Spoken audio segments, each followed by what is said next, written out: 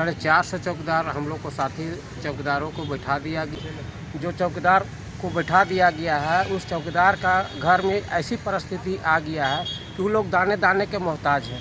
अगर अब मरता क्या नहीं करता, हम लोग रोड पर आने से मजबूर हो गए हैं। कुछ नहीं हम लोग को कार्रवाई होती है तो हम लोग इससे भी बड़ा कदम उठा सकते हैं। जो थाना द्वारा गलत ड्यूटी कराया जाता है उस सब में रोक।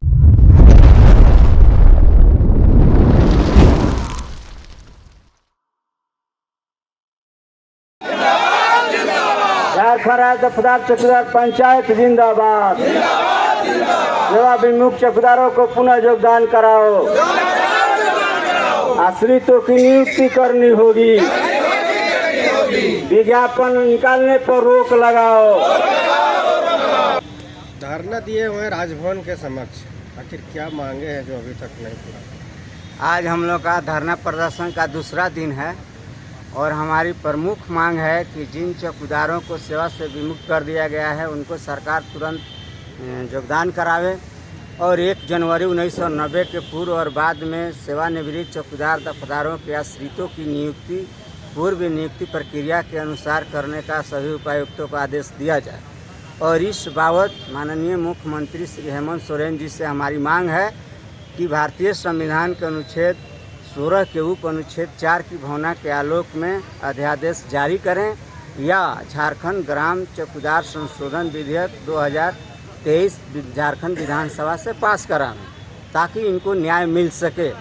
हमारे खिलाफ में कोई जो भी कोर्ट बोला हो, आदेश पारित किया हो, उनको कानून बनाने का अधिकार नहीं है। कानून बनाने का अधिकार सरकार को है और सरकार हमारी रक्षा के लिए कानून बनाए, अध्यादेश जारी करे, क्योंकि एक चौकीदार का मामला नहीं है, इससे हजारों लोग प्रभावित हैं।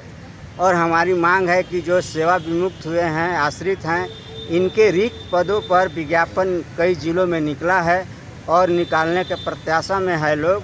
तो आपके माध्यम से हम सरकार को यही कहना चाहते हैं कि वो जहां विज्ञापन निकला है उसको तत्काल रद्द करें और जहां नहीं निकला है उस पर रोक लगाने का आदेश दें। ये मैं इसलिए बात बोल रहा हूं कि जो नए चौकीदार बहाल होंगे नए परिवार से, उनकी सूचना इतनी महत्वपूर्ण नहीं होगी जितनी महत्वपूर्ण इन लोगों की है, क्योंकि ये पुसुत दर पुसुत एक ही परिवार से काम करते आए हैं। तो बहुत ऐसी सूचनाएं होती है जो रिकॉर्ड में सरकार के कहीं नहीं मिलती है और दूसरे लोग नहीं बता सकते हैं। हम लोगों के मुँहे जो सूचनाएँ आई है उसके अनुसार हम लोग जो सूचना देते हैं महत्वपूर्ण होती है।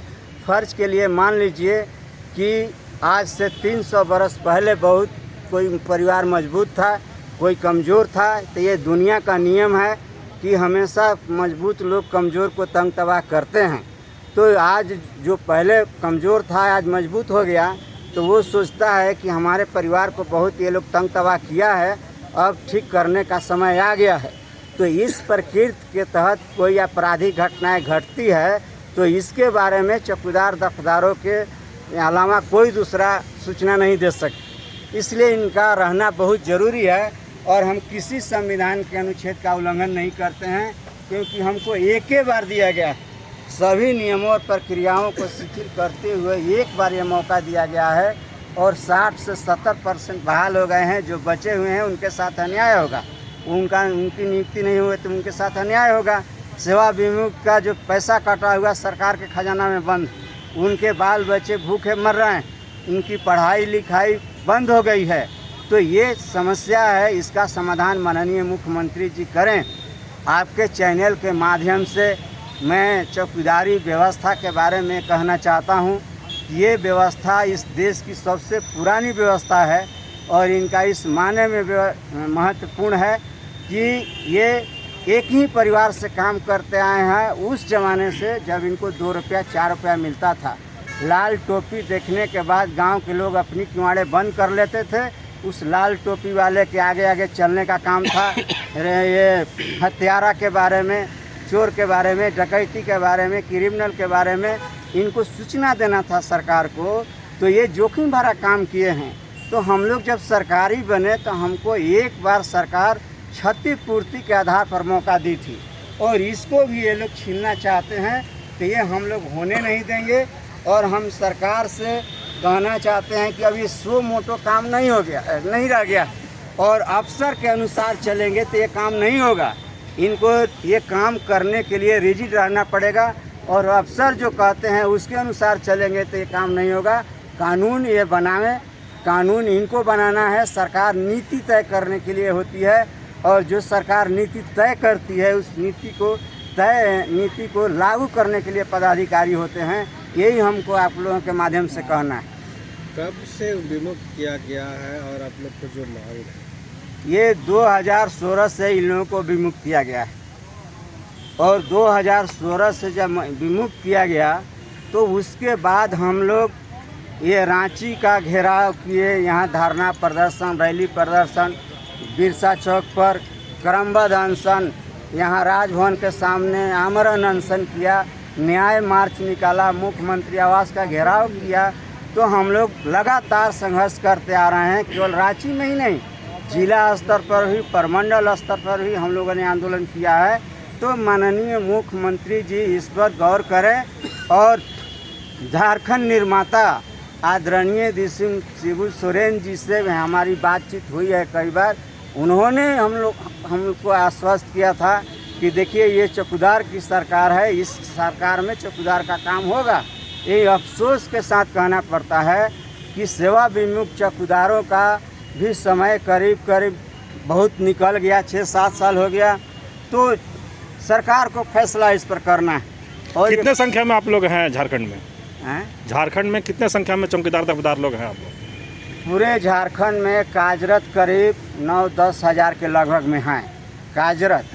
इनका स्वीकृत पद करीब 17,000 के लगभग में है। तो 450 सेवा विमुक्त हुए हैं और करीब 5-6 हज़ार के लगभग में जो आश्रित हैं उन लोगों की नियुक्ति अभी बाकी है। पूर्ववर्ती सरकार जो आप लोग को विमुक्त किया, आखिर क्या गलतियाँ थी आप लोग की? हम लोगों की कोई गलती नहीं है। सरकार इनको बचाने के लिए कोई प्रयास नहीं किया। जैसे जैसे कोर्ट कहते गया वैसे वैसे निर्णय लेते गए।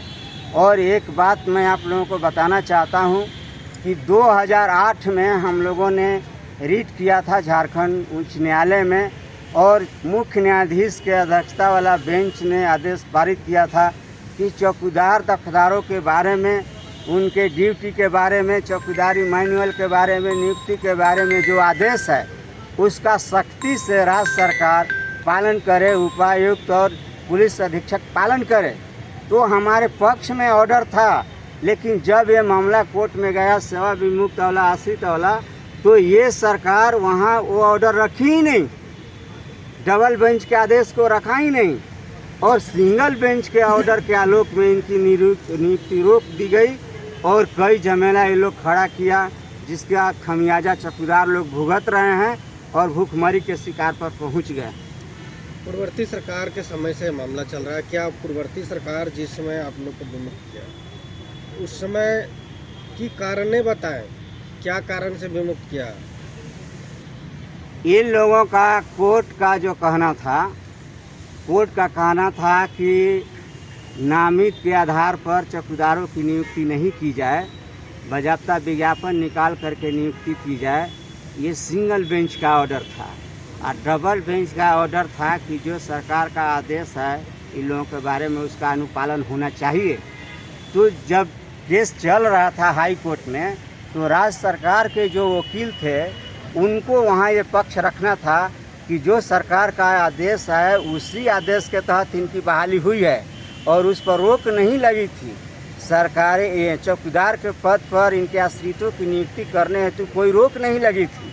तो जब रोक नहीं लगी थी तो जो आदेश था उसके अनुसार इनकी नियुक्ति हुई, तो अवैध कैसे हो गई नियुक्ति? इसमें महिला और पुरुष की संख्या कितनी है? इसमें महिलाएं भी सरकारीकरण होने के बाद बहुत आई हैं। 1990 के बाद जो चौकीदार दफदार सेवा काल में मर गए या मारे गए उनके आश्रित लोग हैं। तो हम समझते हैं कि इन लोगों की भी संख्या झारखंड में सैकड़ों में है। तो सरकार आप समझिए तो इसका कार्यकाल पूरा होने वाला है। इससे पहले भी आप लोग धरना दिए थे, क्या लगता है इस बार? देखिए, जब से ये सरकार बनी है तो हम लोग माननीय हेमंत सोरेन जी से भी करीब हमारी 4-5 बार बातचीत हुई है और उन्होंने कभी ये नहीं कहा कि हम ये काम नहीं करेंगे। बोले कि काम थोड़ा टेढ़ा है, हम काम ज़रूर करेंगे, आप लोगों को धैर्य से रहना होगा। तो अब चूँकि इनका भी समय बीत रहा है, इसलिए हम लोगों का धैर्य टूट रहा है, इसीलिए सड़क पर आना पड़ रहा है। और हमारे नेता रहे हैं राम अवधेश सिंह, जो समाजवादी नेता थे, डॉक्टर राम मनोहर लोहिया समाजवादी नेता थे। इन लोगों का कहना था कि कानून खेत खलिहान और सड़कों पर बनते हैं और संसद और विधान मंडलों में मुहर लगती है। तो हम यहाँ सड़क पर आंदोलन कर रहे हैं। मुझको उम्मीद है इस सरकार से कि ज़रूर इन लोगों का काम ये सरकार करेगी, और नहीं करेगी ये सरकार तो इनको भी गरीब का आह लगे। परिचय दीजिए। मेरा नाम कृष्ण दयाल सिंह है, झारखंड। क्या कहेंगे आप लोग 2 दिन से अनिश्चितकालीन धरना पर बैठे हैं? आज हम लोग 2 दिन से अनिश्चितकालीन धरना पर बैठे हुए हैं कि हमारे साथी हम लोहरदगा जिला राजू कुमार राम करीब 450 चौकीदार हम लोग को साथी चौकीदारों को बैठा दिया गया है 5-6 साल नौकरी कराने के बाद। जो हम लोग को बहुत ही दुख के साथ ये रोड पर आज उतरना पड़ रहा है कि जो चौकीदार को बैठा दिया गया है उस चौकीदार का घर में ऐसी परिस्थिति आ गया है कि वो लोग दाने दाने के मोहताज हैं। आज मैंने बीमार रहते हैं तो हम लोग मैंने मदद करते हैं और उन लोगों को कोई मदद मिल नहीं रहा है। उन लोग मैंने विज्ञापन निकलने के बाद उन लोग को धैर्य टूट रहा है कि हम लोग को हटा दिया गया है, अब हम लोग को नौकरी सरकार देगी या नहीं देगी। तो हम लोग उन लोग को भरोसा विश्वास दिलाए हैं कि सरकार हम लोग को नौकरी देंगे। हटाए हैं, हम लोग अवैध रूप से बहाल नहीं हुए हैं। हम लोग को जो बहाल हुए हैं और जो भी 1/1/1990 में जो चौकीदार रिटायर किए वो करीब 50% बहाल हो चुके हैं। जो 50% बहाल होने के है उन लोग को बहाल नहीं हो पा रहे हैं कि स्थगित कर दिए हैं, विज्ञापन निकाल दिए हैं, नियमावली निकाल दिए हैं।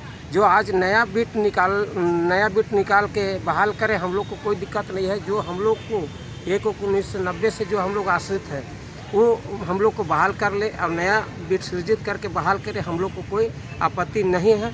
मगर हमारे साथी जो आज 5 साल नौकरी करके या सरकार बिठा दिए हैं, आज यही सरकार चुनाव से पहले लोहरदगा के परिसदन में हम लोग को सभी चौकीदार को बुला करके बोले थे कि जब मैं सत्ते में आऊँगा तो आप लोग का पहला प्राथमिकता है कि आपका जो बेमुक्त चौकीदार है उसको मैं पुनः वापस योगदान कराऊंगा। यही हम लोग उम्मीद और आशा से आज तक मैंने रुके रहे, कहीं आंदोलन नहीं किए, कहीं रोड पर नहीं आए। मगर अब मरता क्या नहीं करता, हम लोग रोड पर आने से मजबूर हो गए हैं। अगर इस बार अनिश्चितकालीन धरना के बाद अगर कुछ नहीं हम लोग को कार्रवाई होती है तो हम लोग इससे भी बड़ा कदम उठा सकते हैं। चलिए, और भी मेरे साथ हैं चौकीदार दफदार जो हैं अनिश्चितकालीन धरना पर बैठे हैं, उनसे भी आपको बात करवाते हैं। क्या कहेंगे आप? हम लोग को बोलना है ये धरना के माध्यम से कि जो विज्ञापन निकाल दिए गए हैं उसको तत्काल रोक लगाए, और जहाँ निकल चुका है उसको रोक लगाए, और जहाँ नहीं निकला है वहाँ पर भी रोक लगाए। और बहुत से सारे समस्या हैं। हम लोग का सरकारी चतुर्थ कर्मचारी हैं और हम लोग का बहुत सा ज़िला में, कुछ ज़िले में SAP NCP का लाभ मिला और कोई ज़िला में बाकी है, तो वो भी हम लोग को सभी को SAP NCP का लाभ मिले।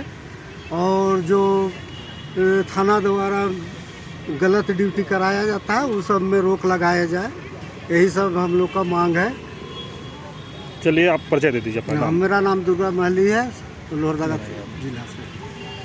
देखिए, और भी दफदार चौकीदार हैं, क्या कहेंगे? आपका क्या मांग है जो राजभवन के पास 2 दिन से अनिश्चितकालीन धरना पर बैठे हैं? सर 2 दिन का निश्चित धरना काल दिए गए हैं। हम तो पहला आज कल था, लेकिन आज हम पहुंचे, और आज पहुंचे तो पता चला कि ये धरना चले रही है। तो जो पहले से चौकीदार थे और करते आ रहे हैं और रिटायर कर गए हैं, जो विमुक्त कर दिया गया है, और 1/1/90 से जो बहाल करना है उसको सरकार ने ऐसा क्या कानून कर दिया ताकि वो अभी विमुक्त हो गया है और उसके भरण पोषण के लिए दिक्कत हो रही है। पहले हमारे दादा परदादा ने 1 रुपया 2 रुपया में नौकरी किए और अपना घर पालन किए, लेकिन अभी जैसे जैसे बढ़ते आ रहा है दिन दुनिया, वैसे वैसे शिक्षा होते जा रहे हैं। और सरकार ने जब पैसा बढ़ाई तो हमारे दादा परदादा के जो नौकरी थी उसको हटा दे रहे, शोषण करके और हटा दे रही है। तो हम लोग कैसे उसमें ये अटेंड कर सके। और मुख्यमंत्री से क्या कहना चाह रहे हैं आप? मुख्यमंत्री से हम ये कहना चाहते हैं कि जो अपने नियम लागू था उसको फिर से लागू करें और उसको बहाल करें। और 90 में जो थे, जो हम लोग को एक बार बॉन्ड लेकर जो मौका दिया गया है उसको मौका दिया जाए, यही कहना चाहता हूँ। परिचय दीजिए अपना। राजकुमार उरांव, लोहरदगा जिला से।